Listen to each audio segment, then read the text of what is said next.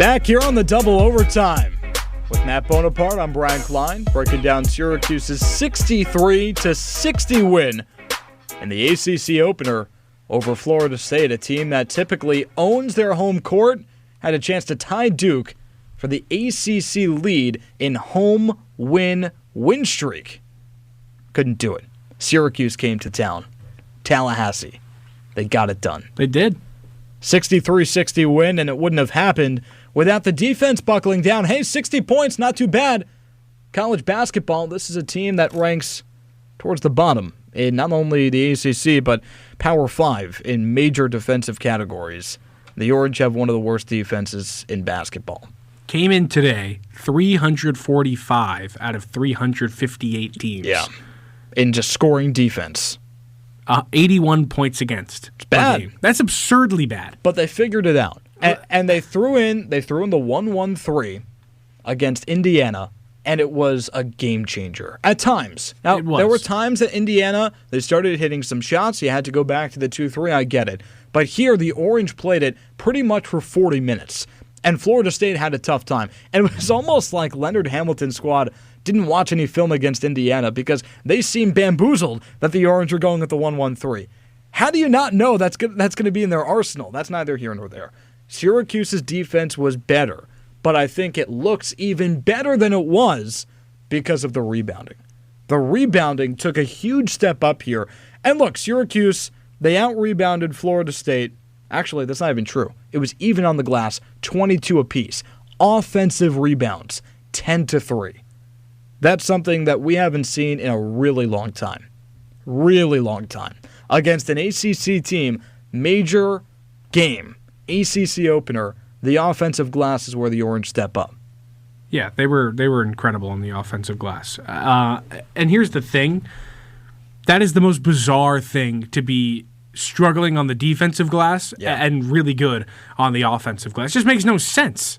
Makes no sense at all whatsoever because, and I guess you could bring that back to the zone because, there's two guys You're down out of there. position. Yeah, but I don't know. It makes no sense to me. And Jesse Edwards has been so good, and he has a double-double tonight, and so does Cole Swider thanks to their rebounding capability. But usually we're in here talking about how they got crushed in the rebounding battle, and they didn't. It was pretty equal. Yeah, Jesse Edwards had 11 points and 12 rebounds. He was a big part of the defense. He was a big part of the rebounding. You can call in 315-443-2011. John from Liverpool got the memo, wants to talk about Jesse. Well, he continues to improve, and that's in the zone. That's important. But I thought Cole Swider really kind of became a member of the team, really. I mean, forget Villanova last year.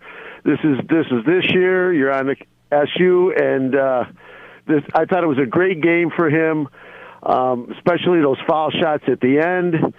But, it's what were they? Florida State was like 4 for 30 from 3-point. So, they shot 8%. Actually, 13%. 8% in the second half. They shot 13% from beyond the arc. I will say this. Jesse Edwards is a big part of that. Cole Swider, not so much. And, John, thank you so much for the call. But I'm going to disagree with John on this one. And, look, I disagree heavily with John. Jacob Morris making Cole Swider Pepsi Player of the Game, hanging on the mental mantle, sure. But, hey, you're not going to be a part of this team, John's words, not mine, until you can be a viable part of the 2-3 zone. And right now, Cole Swider is not. Weak link. And it's cute that he gets 16 points on 5 of 15 shooting, gets 10 rebounds as a part of circumstance, and now we think that he's a good player. But no, it's pulling Jim Boeheim's, whatever hair he has left, that's what he's trying to do. He's trying to pull it out when Swider's on the wing of the zone, and he has no choice but to play Swider on that wing because Benny Williams can't play ACC basketball right now. Swider's not going to be a big part of this team until he can be a big part of the defense. The thing that still perplexes me is that he's so long. I mean, he's got the length, he's got the body for it. He literally 6'9". has the same exact dimensions as Hakeem Warwick, 6'9", 220. Does he really? Yeah, same exact. He plays so much smaller than Hakeem Warwick. And I'm actually surprised that Warwick is only 6'9". Yeah, because he played like he was 7'5". Yeah. But there's an issue with that because if he's going to be such a weak link, like you said, on the zone, they're going to have trouble against every single team. And tonight they had plenty. FSU had so many open threes.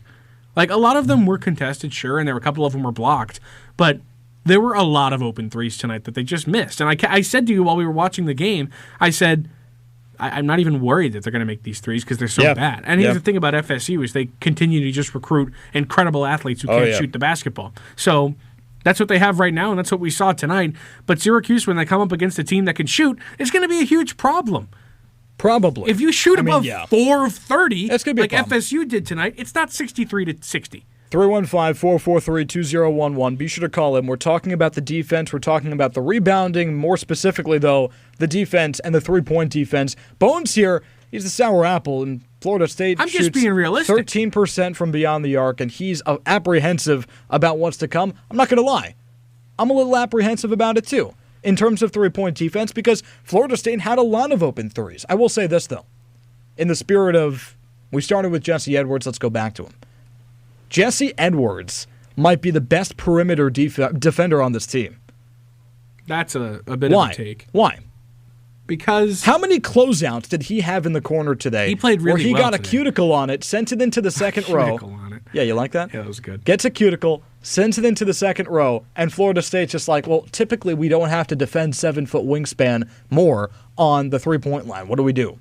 And they shoot again and they miss, right? So that's a big deal. And that's the design, that's the wizardry of the 2-3 zone. If the center is mobile enough, which they have to be if you're being recruited by Boeheim, you are, to get out to those corners and defend the three. Big deal. Frank Anselm can't do that. And he didn't do that.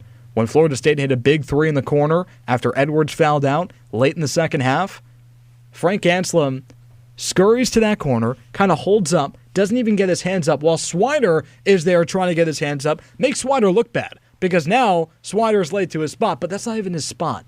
It's not even his spot. So we can rip Swider for the three-point defense and for his role in the zone, and we should because it's bad, but it might be also other people's fault.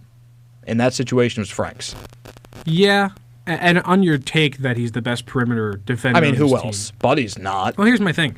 And I think he played incredible tonight on the perimeter, blocking a couple of shots in the corner. That's all you can ask from a guy like that, from the anchor in the zone. That's incredible play. And something that we haven't seen in a long time. Pascal Chukwu didn't do that, Marek Dolezaj didn't do that, and Barama Sidibe has not done that. So huge from Jesse, but he doesn't do it every night. That's objective.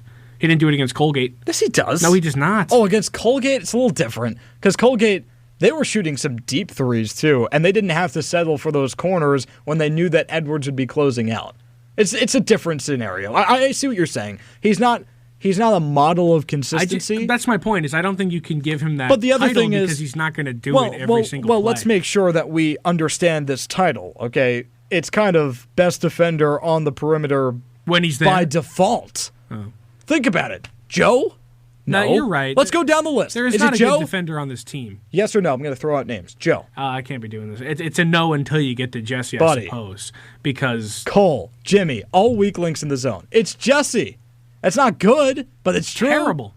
It's true. And that's why this is one of the worst defenses in the country. This game will help them in that. 315-443-2011 with Matt Bonaparte. I'm Brad Klein on the double overtime. Syracuse topples Florida State 63-60. They eke it out after a really tough start. In the first half offensively, it was the defense that kept the Orange in this game pretty much from wire to wire. There were a lot of times where I looked at you and said, man, Syracuse is missing a lot of shots, but that defense is keeping them in it. And they had 4 points in the first 8 minutes of this game, and they were never down by more than 3 possessions. Yeah, I mean, it was a terrible game. That's what I said right off the top. The game was bad because there were more missed shots tonight than I don't even know what. I can't even make a good analogy to that.